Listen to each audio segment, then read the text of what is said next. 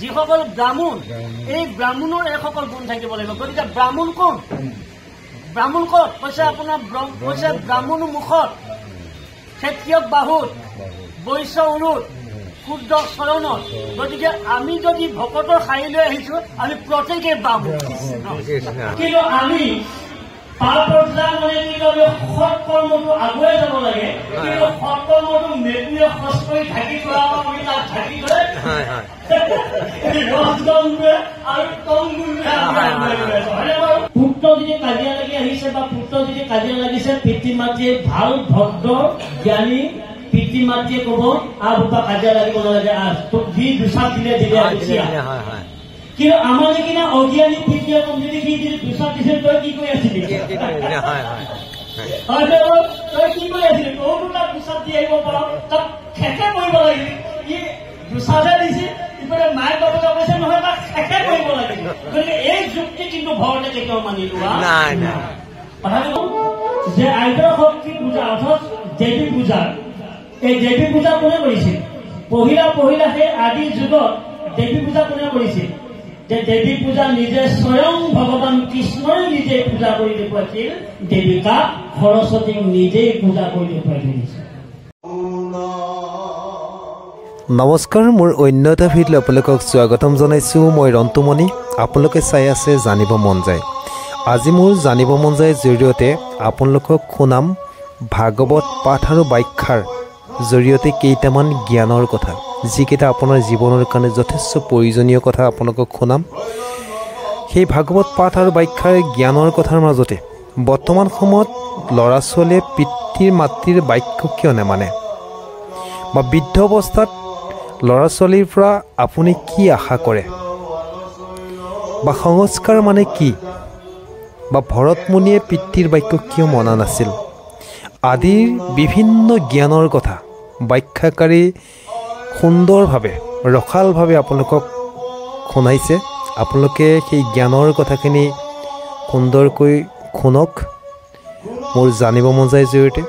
আৰু ভিডিঅ'টো চাই কেনে পাই কমেণ্ট কৰি জনোৱাৰ লগতে ভিডিঅ'টো এটা শ্বেয়াৰ কৰি আপোনালোকে 10জনে চাব পৰাকৈ সুবিধা কৰি দিব। লগতে মোৰ জানিব মন যায় ইউটিউব চেনেলটো এটা ছাবস্ক্ৰাইব কৰিব নাপাহৰিব। আহক আমি শ্ৰৱণ কৰোঁ সেই ভাগৱত পাঠ আৰু ব্যাখ্যাৰ জ্ঞানময় কথাখিনি।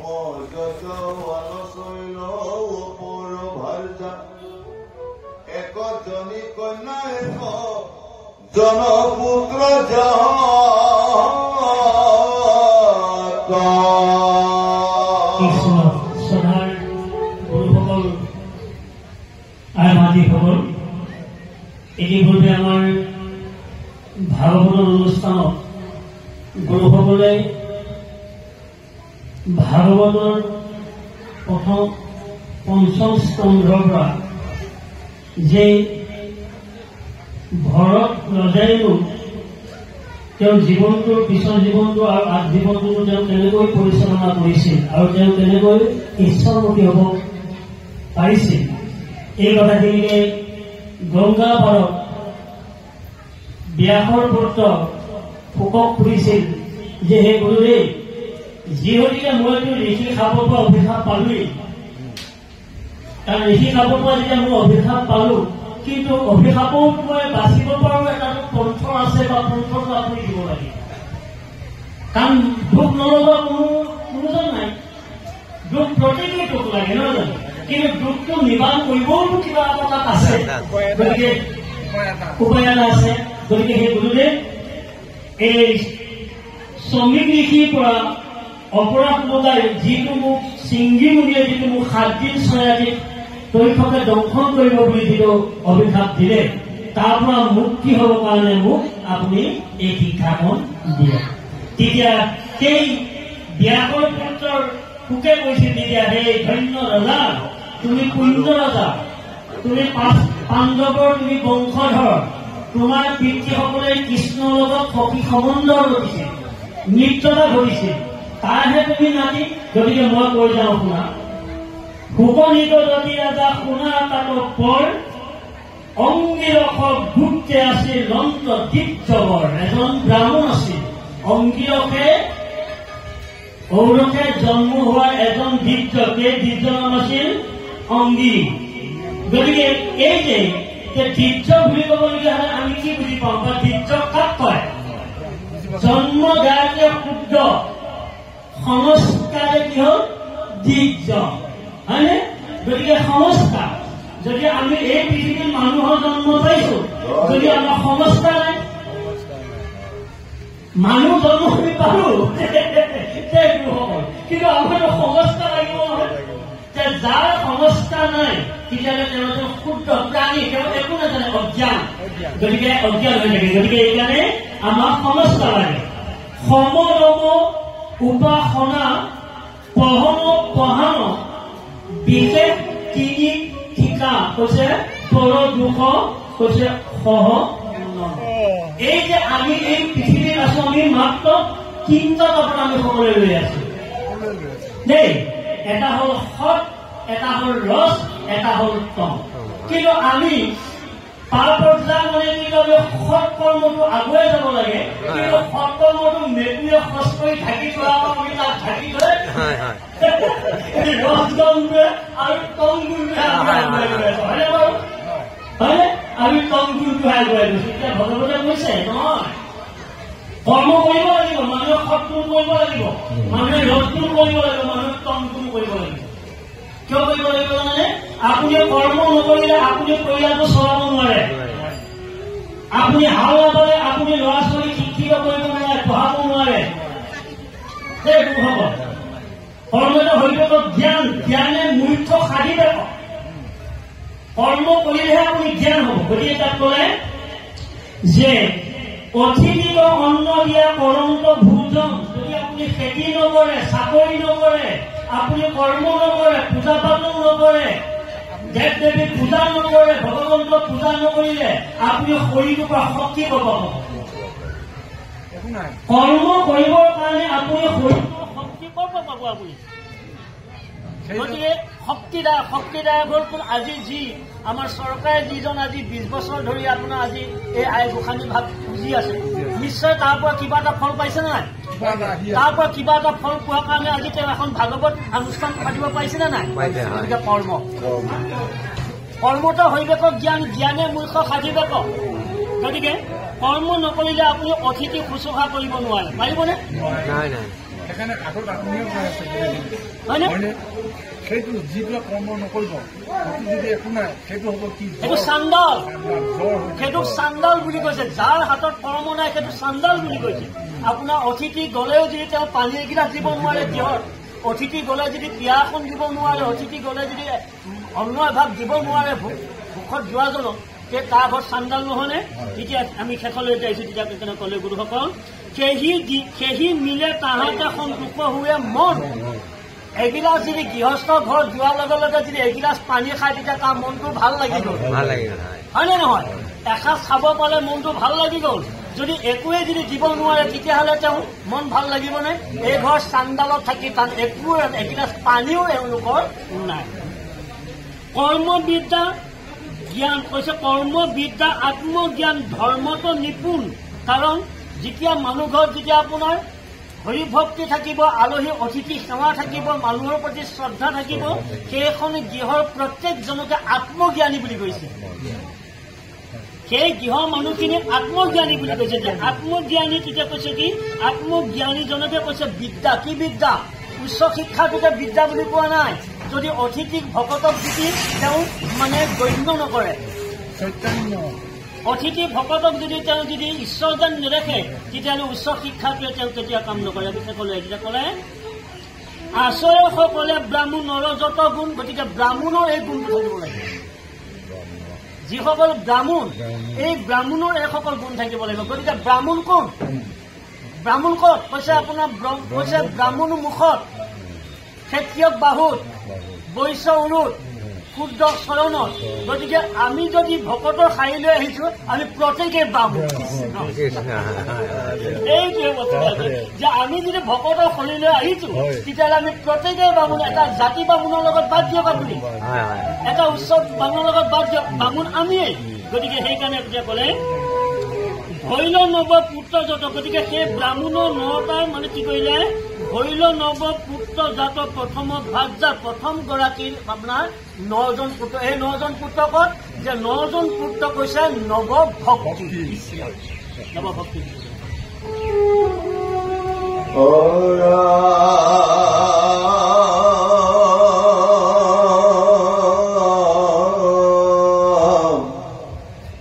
যিজন পুৰুষ কাংক বুলিলা ভৰত ৰাজমৰ্ষি মধ্যে শ্ৰেষ্ঠ আছিল পূৰ্বত এমিগ দেহতে যি ভৈল ব্ৰাহ্মণ তনয় সিও জন্মে জাতি স্মৰণ ভৈল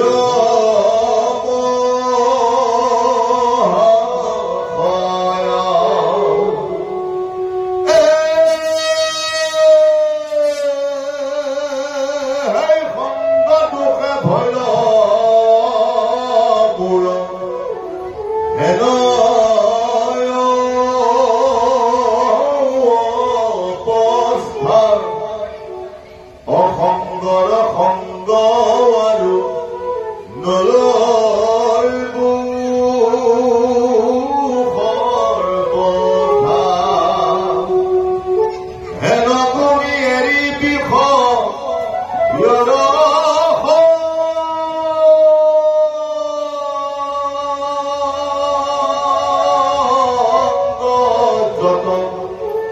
কৃষ্ণ পাদ পদ্ম মাত্ৰ হৰি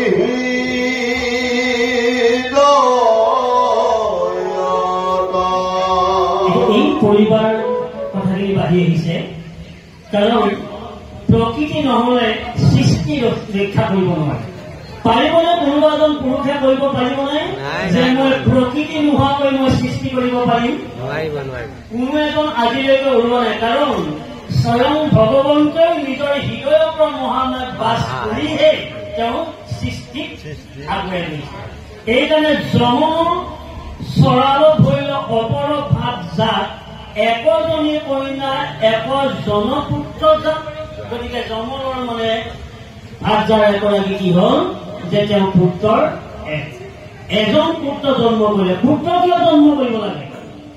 পুত্ৰ জন্ম কৰাৰ উদ্দেশ্য এটাই যে বৃদ্ধ কালত অৰ্থাৎ পিতৃ মাতৃ এদিন বৃদ্ধ হব, আমি সকলোৱে এদিন বৃদ্ধ হম। যে বৃদ্ধ অৱস্থাত আমাক কোনে ৰক্ষা কৰিব, আমাক কোনে চাব? যেনেকৈ আমি ল'ৰা ছোৱালীটো যেনেকৈ সৰুটি কালৰ পৰা ডাঙৰ দীঘল কৰিছো, যে ল'ৰাটো ডাঙৰ হৈ আহিব আমি কি হ'ম বাৰু? যে ক্ৰমান্বয়ে ক্ৰমান্বয়ে যেতিয়া ল'ৰাটো ডাঙৰ হৈ আহিব তেতিয়া আমি কি হ'ম বাৰু? আমি যেতিয়া বুঢ়া হ'ম নে নহয়? যে আমাক কোনে পুহিব? আমি যদি বুঢ়া হওঁ তেতিয়াহ'লে আমাক কোনে পুহিব? সেই ল'ৰা ছোৱালীকেইটাই পুহিব। গতিকে সেই ল'ৰা ছোৱালীকেইটাই যদি পুহিব লাগে বা সেই ল'ৰা ছোৱালীকেইটাৰ ওপৰত যদি আমি ভিত্তি কৰিব লাগে তেতিয়াহ'লে সেই ল'ৰা ছোৱালীকেইটা কৃষ্ণ ভক্ত হ'ব লাগিব। কথাটো ক'ব লাগে যে কৃষ্ণ ভক্ত হ'ব লাগিব। তেনে ক'লে যিজন পুৰুষতাংক বুলিয়া ভৰত ৰাজ ঋষি মধ্যে শ্ৰেষ্ঠ কৈছে আছিল পূৰ্বত ৰজা মহাৰজা কৈছে ব্ৰাহ্মণকে কেন্দ্ৰ কৰি ভক্তৰো শ্ৰেষ্ঠ কৈছে সেইজন ভৰত এজন ৰজা। যা ভৰত ভৰত শব্দ মানে কি? পোহৰ। ৰ শব্দ মানে হ'ল ৰতি। ত শব্দ অৰ্থ হ'ল মানে কি? তৰি যোৱা। কৃষ্ণ। গতিকে এই তিনিটা শব্দ। গতিকে ভৰ শব্দ অৰ্থ মানে পোহৰ। আপুনি দৃষ্টি নাথাকিলে আপুনি পোহৰ নেদেখে। গতিকে ভৰ শব্দৰ অৰ্থ হ'ল পোহৰ বা ভৰ শব্দৰ অৰ্থ হ'ল ভাবুক। ৰ শব্দৰ অৰ্থ হ'ল ৰতি। যেনেকৈ গছৰ ডালত যেতিয়া সৰু পোৱালীকেইটা যেতিয়া ভোক লাগিব তেতিয়া কি সেই গছৰ ডালৰ বাহাৰ কৰি কাক মাতে বাৰু? বাকী চৰাইবোৰক মাতে নে মাক বাপকক মাতে? যি মাক বাপকে জন্ম কৰিছে সেই মাক বাপকহে তেওঁলোকে পিট পিট পিট পিট কৰি তেওঁলোকৰ ভাষাৰে প্ৰতি মাক বাপকক ডাকি থাকে। তদ্ৰুপ আমিও মানুহৰ মানৱ জীৱনটো শ্ৰেষ্ঠ স্থানলৈ নিবলগীয়া হ'লে আমিও ভগৱন্তৰ ৰতি থাকিব লাগিব চৰাই কৰে আমি ৰতি থাকিব লাগিব দেই এনেকে ক'লে যাওক এতিয়া ক'লে যে সমস্ত কৈছে অসংগৰ সংগ আৰু নলৈবা খবৰা অসংগ বুলিছে কাক যে অসংগ কোন যিজনে মানুহক বেয়া বুদ্ধি দি ধ্বংস পথলৈ আগুৱাই লৈ গৈছে সেইজনৰ সংগ কেতিয়ানো নলবা দেই আৰু কাৰোবাৰ ঘৰলৈ আপুনি গৈছে এদিন কোনোবা এঘৰ মানুহলৈ আপুনি গৈছে কিন্তু তাক আপুনি ভাবিছে যে মানুহজন আছে ঈশ্বৰৰ কথা অলপ পাতিম কিন্তু তেওঁ বহিবলৈ দুয়োজনে বহিলে বহাৰ পিছত কিন্তু ঈশ্বৰৰ কথা নাহে কিন্তু তেওঁ ঘৰখনৰ কথাহে উলিয়াই গতিকে সেইজনো অসৎ সংগ বুলি কৈছে সেইজনৰ ওচৰলৈ যাব আজি ধৰক মোৰ নাম শ্ৰীকান্ত দাস আপোনালোকে জানে যে শ্ৰীকান্ত দাসৰ প্ৰভুৰ ওচৰলৈ যাওঁ এই ভাগৱতৰ দুটামান কথা শুনিম নহয় জানো বাৰু সুধিম শুনিম কিন্তু মই যেতিয়া আপোনাৰ মোৰ নিজৰ ল'ৰা ছোৱালী বাসনাবিলাক যেতিয়া উলিয়াই লওঁ শ্ৰীকান্তৰ লগতে মিছাই ব্যাখ্যা কৰি তেওঁ ঘৰলৈ এদিন গলো তেওঁ কি কৰিলে তেওঁ ঘৰখনৰ কথাহে উলিয়াই দিলে গতিকে এইটো হ'ল অসৎ সংগ গতিকে অসৎ সংগ কেতিয়াও সংগ নকৰিবা শেষলৈ আহিছো তেতিয়া ক'লে গুৰুসকল কৃষ্ণ পাদ পদ্ম মাত্ৰ ধৰি হৃদয়ত যিটো কৃষ্ণৰ যিটো পাদৰ পংকজ এই কৃষ্ণৰ পদত 5টা বস্তু আছে 5জন দেৱতাৰ আছে এই দেৱতা কি ধ্বজত আছে ৰুদ্ৰ বজত আছে নাৰদ কিন্তু আমাৰ কিছু ব্যাখ্যাকাৰসকলে বেলেগকে ব্যাখ্যা দিয়ে দেই বজটোক ইন্দ্ৰলৈ লৈ যায় কিন্তু আচলতে নহয় যে গতিকে ধ্বজত আপোনাৰ কি ৰুদ্ৰ যাৰ নামৰ ধ্বজ যিজনে নামৰ ধ্বজ ৰাখিছে তাক সনাতন বুলি কোৱা হয় কৃষ্ণ যি শিৱক সনাতন বুলি কোৱা হয় শিৱৰ পত্নী কোন এতিয়া বৰ্তমান যি আমাৰ চৰকাৰে পূজা কৰি আছে যে সেই মানে মহাদেৱৰ পত্নী কোন মহাদেৱৰ পত্নী বৰ্তমান আমি যাক এতিয়া পূজা কৰি আছো এই হ'ল মহাদেৱৰ পত্নী এওঁ কি কৰা হয় এওঁ সনাতনী বুলি কোৱা হয় ইয়াত মানে মহাদেৱৰ আন এটা নাম হ'ল সনাতন আৰু সনাতনৰ পত্নী গৰাকী নাম হ'ল ভগৱতী বা দুৰ্গা তেওঁৰ নাম কি হ'ল সনাতনী গতিকে ইয়াৰ সৈতে নাম হ'ল সনাতনী গতিকে আমি প্ৰত্যেকে এইকাৰণে এটা কথা বুজিব লাগে যে আমি যে পৰম পিতা পৰম পিতাৰ মাতৃ আদ্যৰ শক্তি যে মাতৃৰ আদ্যৰ শক্তি নহলে কৃষ্ণই একো কৰিব নোৱাৰে কৃষ্ণ অৰ্ধাংগিনী হয়নে গতিকে কৃষ্ণই একো কৰিব নোৱাৰে আপুনি এইটো কৈছে কি যদি আমি আধ্যাত্মিক তত্ত্বত যদি আহোঁ এই দেহটো কোন কাইটো কোন কাই কৈছে ভগৱতী মন কৈছে মনসা লোক কৈছে তাৰাকাৰ ৰাজ্যহনী দেই গুৰুসকল গতিকে এইটো যদি আমাৰ যদি এই শৰীৰটোৰ ভিতৰত যদি আপোনাৰ এই মনসা আইদৰ আপোনাৰ কালি আইদৰ শক্তি বা ভগৱতী আইদৰ শক্তি যদি নাথাকে আপুনি বিচনাকৈ উঠিব নোৱাৰিব এই তত্ত্ববাণীহে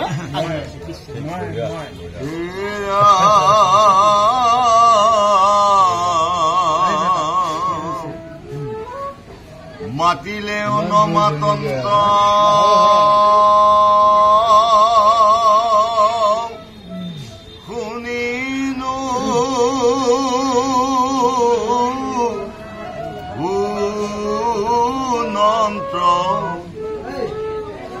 বাতুলৰ চেষ্টা হেন লোকক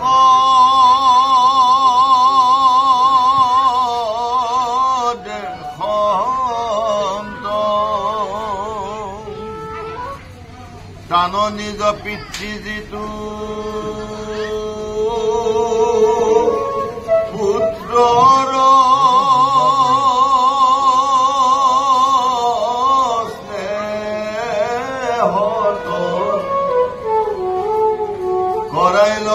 ব্ৰাহ্মণৰ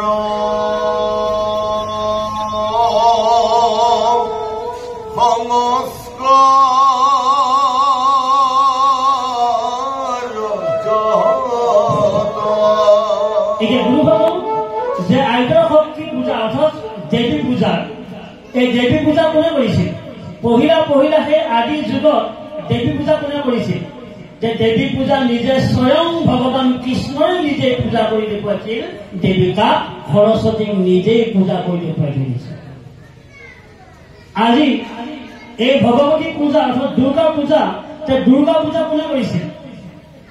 দুৰ্গা পূজা কৰিছিল যে এই দেশখন মংগলে ৰক্ষা কৰিবৰ কাৰণে, এই দেশখন ধন ধানে উপস্থিত কৰিবৰ কাৰণে, এই দেশখনত মাৰি মকত আহিব নোৱাৰাৰ কাৰণে এই দুৰ্গা পূজা কৰিছিল সুৰজ ৰজাই। গতিকে অকাল পূজা, ইয়াক অকাল পূজা বুলি কয়। তাৰমানে মাৰি মকত বিলাক যেতিয়া আহি গ'ল এই পৃথিৱীলৈ, মাৰি মকত পৃথিৱীলৈ অহাৰ লগে লগে মানে সুৰজ ৰজাই লগে লগে তেওঁ মানে এই কালী পূজা ভগৱতী পূজাটো তেওঁ কৰি দিয়াৰ লগে লগে সেই দুৰ্গা মাৰ মাতৃৰ শক্তিত সমস্ত বসন্ত ছসন্তকে কেন্দ্ৰ কৰি বেমাৰ আজাৰ সমস্ত নিবাৰণ হৈ যোৱাৰ কাৰণে আজিও পৃথিৱী ৰৈ আছে যে এই পূজা ভাৱ। আমিও সদায় তাক পূজা কৰিব লাগে, আমি সদায় আমি মাতৃক পূজা কৰিব লাগে। মাতৃ হ'ল কোন? আইদৰ শক্তি। মাতৃয়ে স্তন খুৱাই আমাক ডাঙৰ কৰিছে, মাতৃয়ে আমাক শৌচ পেচাব ঘূৰাই ডাঙৰ কৰিছে, মাতৃয়ে আমাক ক'বালৈ গ'লে আমাক সহবাতৰি লৈছে। গতিকে মাতৃ পূজা। গতিকে তেখেতলৈ আহিছো। গতিকে এতিয়া ক'লে যে মাতৃলন্ত নমন্তৰ কোনো নুশুনন্ত, যিজন একান্ত ভকত কোনোবাই যদি নিন্দা কৰে তেওঁ কাণ নাপাতে। আজিকালি ভাগৱতত বৃহৎ ব্যাখ্যাকাৰ ওলাই আছে, নিন্দা কৰি পোৱা ব্যাখ্যাকাৰ কিছুমান ওলাই আহিছে। কোনোবাই ভগৱতী পুজিছে, কোনোবাই গণেশক পুজিছে, কোনোবাই মহাদেৱক পুজিছে। তোমাৰ কি হেৰি যায়? তুমি ভাগৱতক ধৰিছা, কোন চোৱা পুৰাণত কি লিখা আছে। আজি সেই ব্ৰহ্মবৈবৰ্ত পুৰাণত ভগৱন্তই নিজে সৰস্বতী পূজা কৰি থৈছে। গতিকে এতিয়া ভাগৱততো সিদ্ধান্ত দিয়ে, আজি যি ভাগৱত সিদ্ধান্ত দিয়া নাই, ভাগৱতে কৈ আছে যে কাকো নিন্দা নকৰিবা, কাকো ভৰ্ৎসনা নকৰিবা, পাৰিলে বুজাই দিয়া। কিন্তু আজিকালি এনেকুৱা কিছুমান ব্যাখ্যাকাৰ ওলাই আহিছে মানে আনক হেঁচা নিদিলে ভাগৱতৰ ব্যাখ্যা কৰিব নোৱাৰে,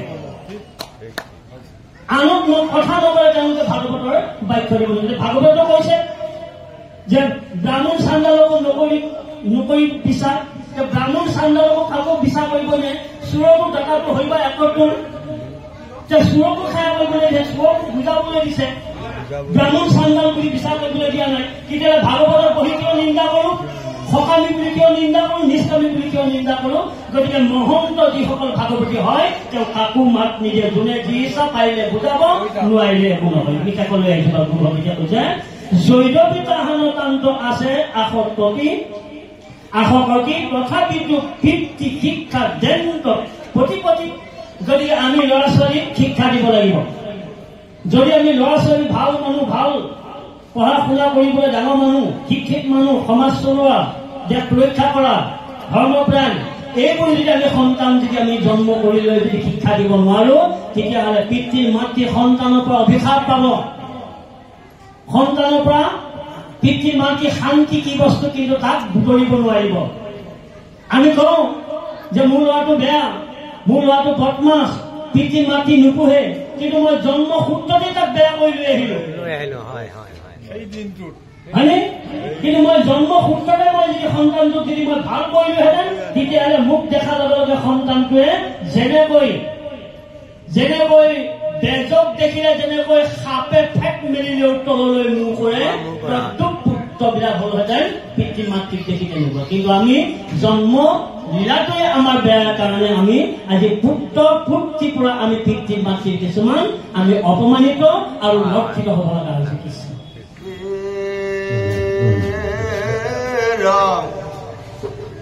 পিতৃ ভৈলে পুত্ৰ কষি খাৱে যথোচিত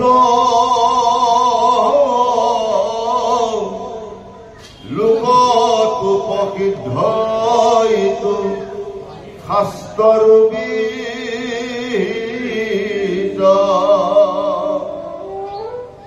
এহি বুলি শিখাৱন্ত পৰম জগনে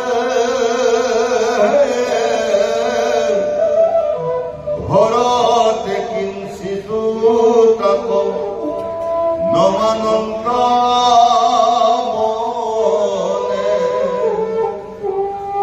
তাহা নপযত্ন দূৰ কৰিবা কমনে শিকাইলেও নুবুজন্ত যেন মোহজনে মহাদুখে জীৱ শিখ অন্ত দিজ বৰ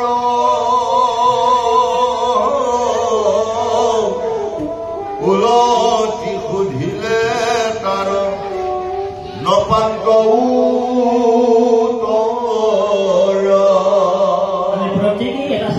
কথা চেষ্টা কৰাৰ চেতনা ৰাখিব লাগে পুত্ৰ ভৰিলে পিতৃ ভৰিলে পুত্ৰক শিকাইবে যথোচিত কাৰণ পুত্ৰ জন্ম কৰি বাহাদুৰি কৰিলে নহব পুত্ৰক শিক্ষা দিয়াটো পিতৃ মাতৃৰ দায়িত্ব বা কৰ্তব্য বুলি আমি ধৰি ল'ব লাগে লোকত প্ৰসিদ্ধ এইটো শাস্ত্ৰৰ বিহিত এই বুলি শিক্ষাৰন্ত পৰম যতনে ভৰতে কিনিছিলো তাক নমানন্দ মন কাৰণ শাস্ত্ৰৰ দুটা প্ৰক্ৰিয়া আছে এটা হ'ল সকামী আৰু এটা হ'ল নিষ্ঠা কিন্তু কিছুমানে পিতৃ মাতৃয়ে পুত্ৰ যদি কাজিয়া লাগি আহিছে বা পুত্ৰ যদি কাজিয়া লাগিছে পিতৃ মাতৃয়ে ভাল ভদ্ৰ জ্ঞানী পিতৃ মাতৃয়ে ক'ব বা কাজিয়া লাগিব নালাগে তোক যি দুচাক দিলে কিন্তু আমাৰ নিচিনা অজ্ঞানী পিতৃয়ে কম যদি সি যদি দুচাক দিছে তই কি কৰি আছিলি